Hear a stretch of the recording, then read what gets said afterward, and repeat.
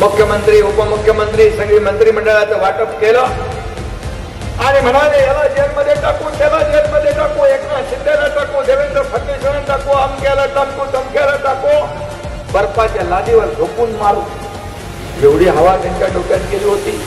5 star हॉटेलचं booking केलं होतं सगळं केलं सगळीकडे पुन्हा पुन्हा ठेवायचे सगळं नियोजन केलं पण माझ्या लाडक्या बहिणींनी त्यांचं बुकिंग रद्द करून टाकलं.